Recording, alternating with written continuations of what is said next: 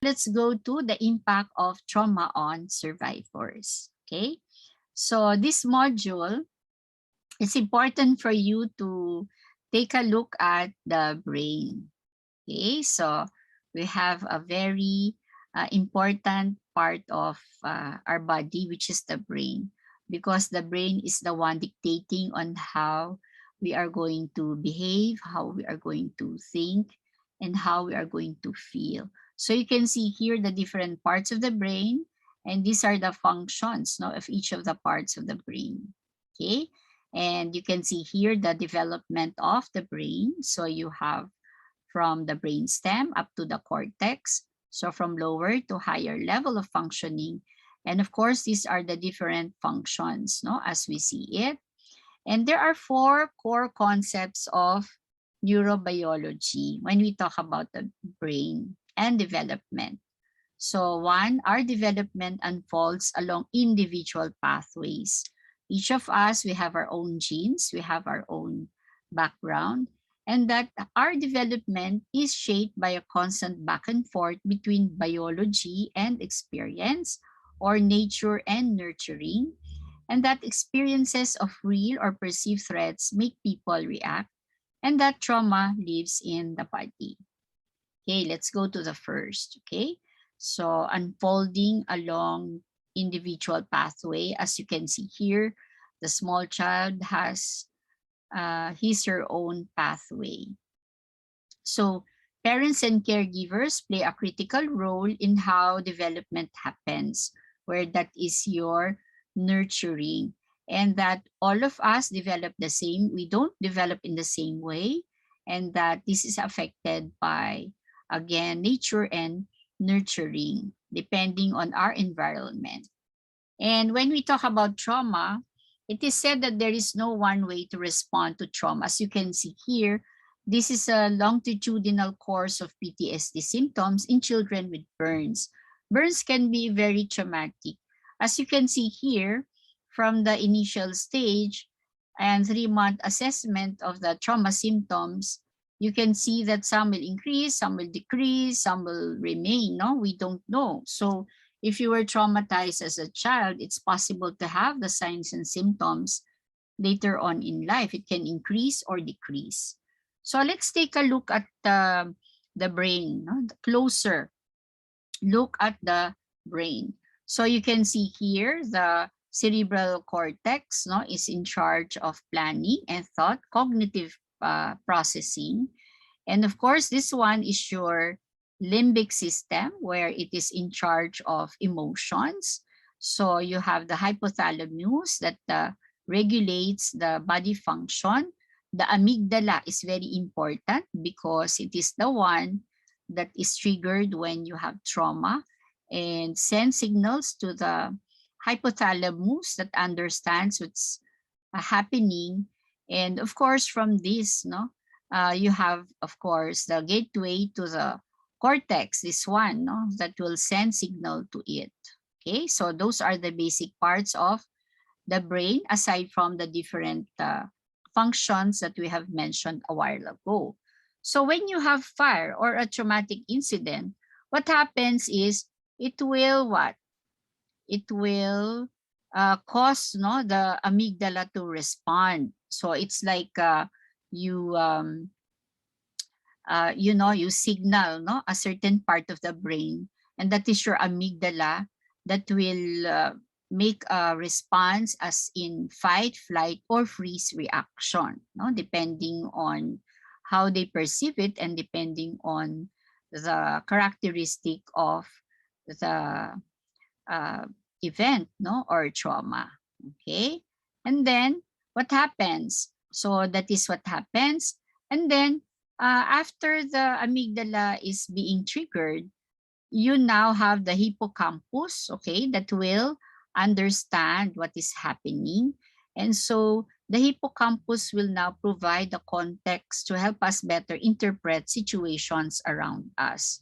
Okay, so the hippocampus, no, here will tell us, no, to behave, no, in such a way that sometimes if it is too difficult, a child couldn't actually think or may actually be irrational when they are going to respond to an event.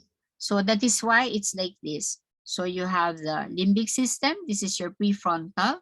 So if there is difficulty here, which is your limbic system, then the prefrontal, the one deciding, which is your cerebral cortex, will not be functioning well. Okay, and you can further see this in terms of how the brain looks like. Okay, so you can see here the difference between a normal and maltreated controlled brain, no? So this one is your normal brain, okay, the one that doesn't have any chronic PTSD. This one has chronic PTSD. So you can see here there is atrophy of the cerebral cortex, okay, and then your lateral ventricles, yung mga holes or this one, no, the black that looks like eyes are actually ventricles, no? They increase in size when there is trauma compared to a normal one. So what does this say? That when you are traumatized, the functioning is affected and also how the brain looks like. Okay, so this is by Dr. DeBellis. And also, among young children, you can see here the impact of trauma on the brain. So you can see this is a normal development of a 3-year-old child, whereas if you neglect the child, it doesn't develop. So that's sometimes you see a child that is not responding and you say there is delay, not because there is really something wrong with the brain or maybe the DNA, but because that child was neglected. And so if you try to stimulate, play with the child, and so the brain will now develop. Okay. So this just shows us how the brain develops from basic survival, where you see here, no, the lower functioning of the brain stem, and then to higher functioning here, no, higher level. And of course, we are interested here, the social and emotional engagement, no? So that's how the brain develops. Okay, so again, we are going to show you, okay, what happens when there is a threat or trauma. So you have a threat, let's say there's an abuse. Again, the green part a while ago is activated, becomes irritable, and then very sensitive to triggers. And there is also a flood of hormones, no, your HPA axis, where the blood, the body, no, will respond to it. And when it responds to it, the thinking is impaired because you have a lot of cortisol, no, in the body.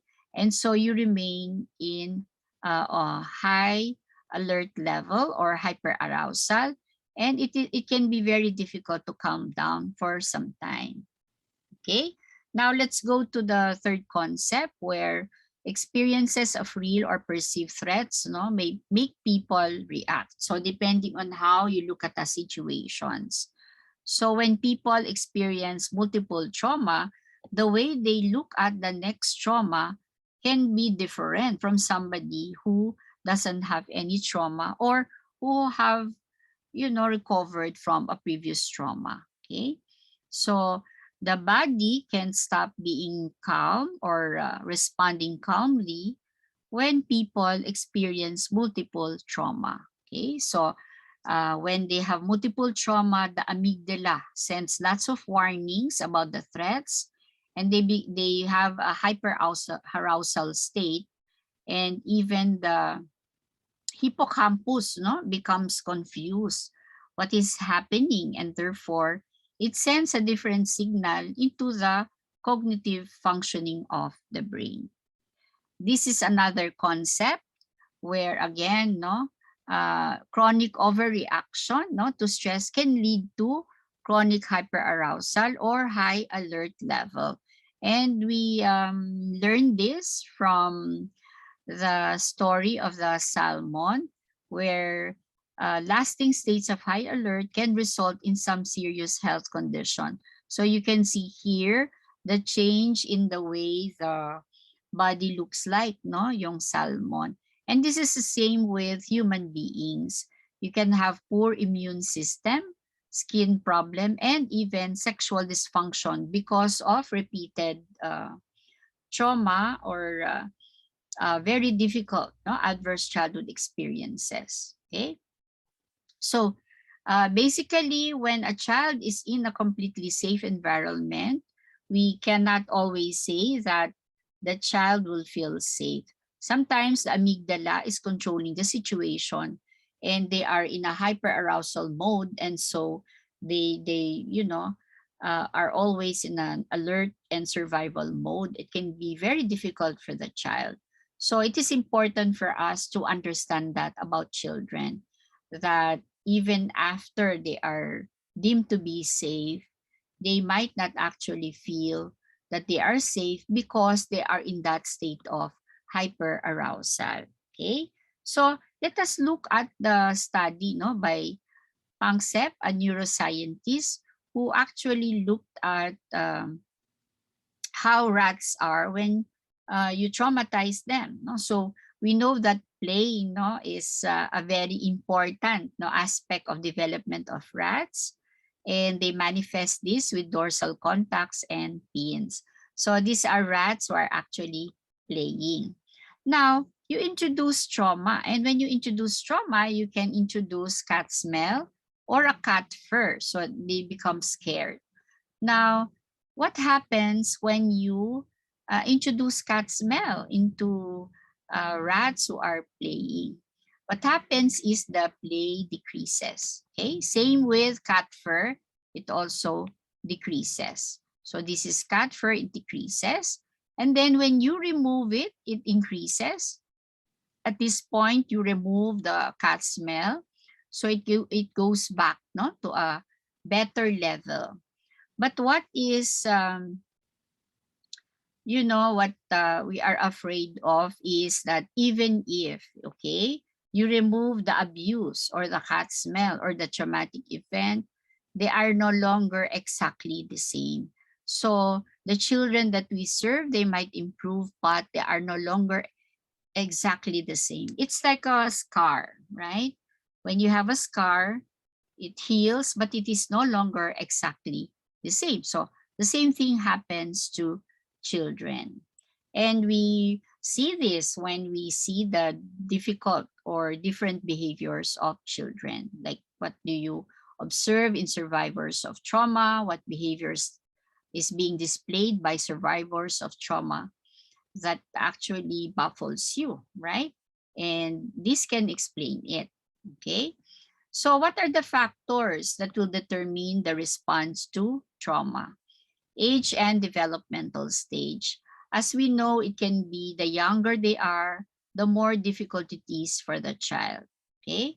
The temperament, if they have difficult temperament, the more difficult it is. Okay? And the belief about the level of danger. You have multiple trauma history. Problems after the traumatic event can make it more difficult. Cultural influences, and very important, the presence or absence of a good support system. So, in other words, when you respond to a traumatic incident, it is actually affecting the individual, and therefore the individual may be reminded, no, by some events, people, or even sense or sound that will make it difficult because they are reminded. So in the long term, when you have multiple traumas, the impact on survivor can be that they do not trust people. So when we see these children, sometimes they do not trust us because that is the effect of trauma, and not us. It's really because that is effect of trauma. So we have to understand that. And their sense of personal safety is also affected, and they cannot manage their emotions, and the ability to navigate and adjust to changes in life can be difficult, and they cannot respond in a controlled manner to stress. Okay, so that is the effect. And some of the PTSD signs and symptoms can be like they feel that they are experiencing. They try to avoid anything that is related to the trauma. There is hypervigilance.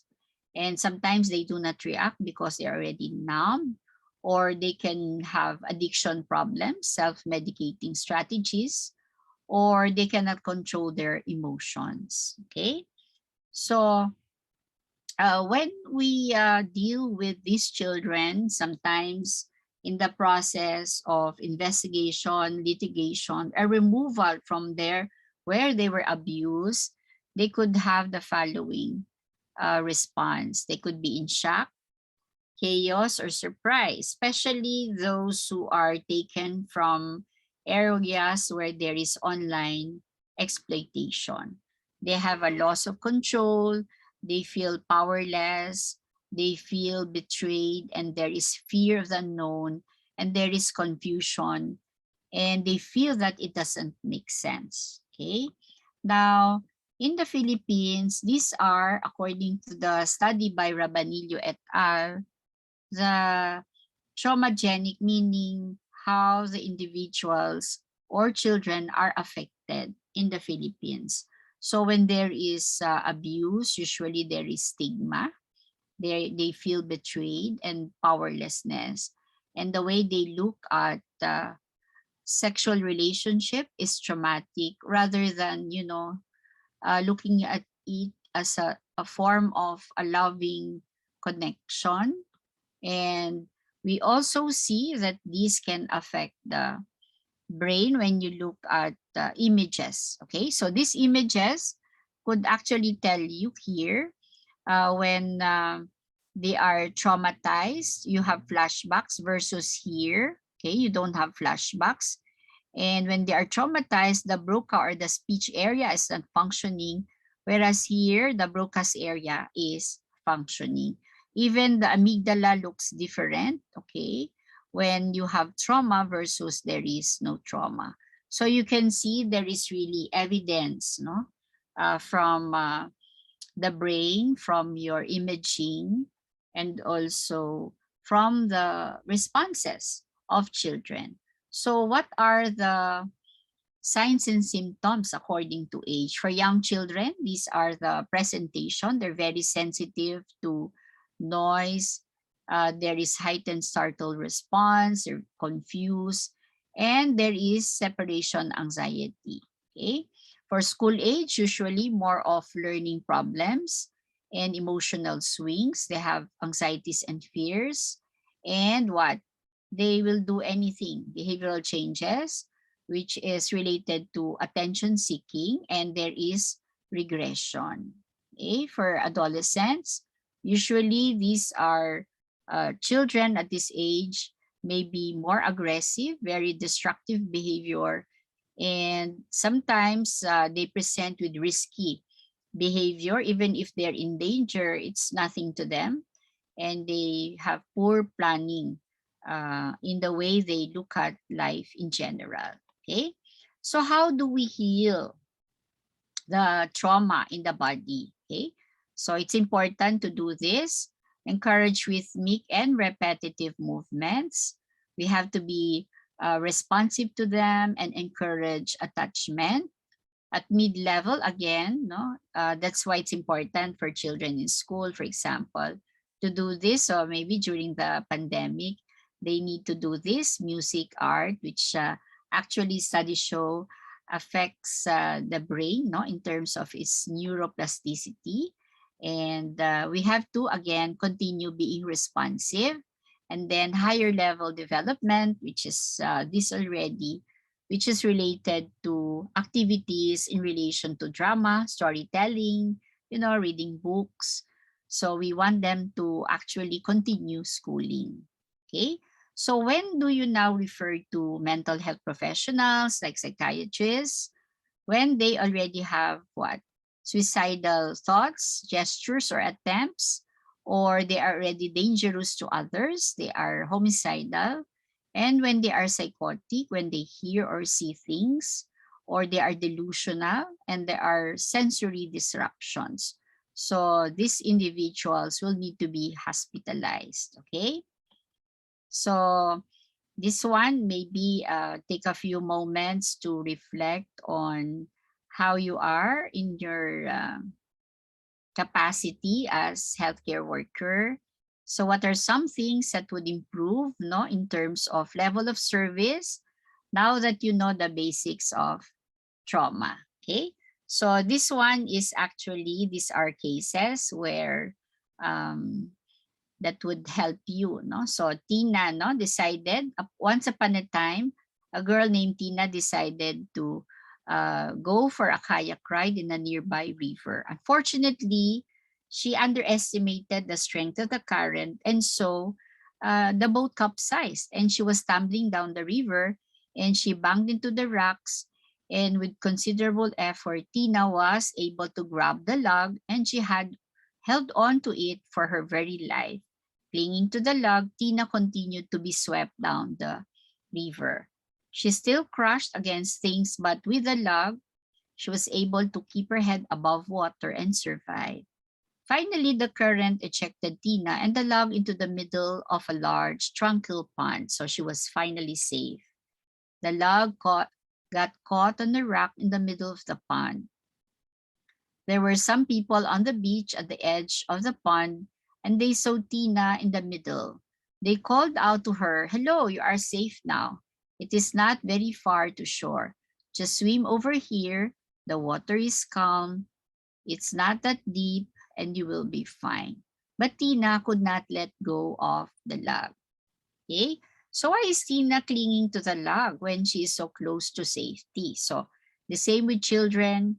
When they are already safe in an institution, they actually do not feel safe because that's the effect of trauma. So what will people have to do if they truly want to help Tina? So we will have to help them. No? So we use trauma-informed care, and we are the ones swimming towards them. And what life preservers, meaning the relationship with these children, is very important. Okay, so there are other cases, no, that you may want to take a look at. Okay, so this is another case of Mia, who actually at the shelter after being abused has been cutting her wrists, and on good days she's trying to open to the staff, but she says, "I can't wait to get out of this prison." And she is easily angered and pushes the staff away. Okay, so what behaviors are being displayed? Mia is very difficult, no, to the staff, and tried to hurt herself. And so it is important for us to understand that Mia has been affected by what she has been experiences. Okay, so now you have other cases, I think, in your institution. No, so just to say, this one is a case of Johnny witnessing how his father was brutally murdered. Okay, this one, no, on how we can see, no, the effect on the child. Okay, so just to tell you that there are other cases, no, that can be dealt with. Okay, so I would like to end the first part by saying that maybe with the basic foundation of trauma-informed care, you now move on to the foundations of trauma-informed care. Okay, so thank you very much, and I hope you've learned a lot from the first part of this training. Thank you.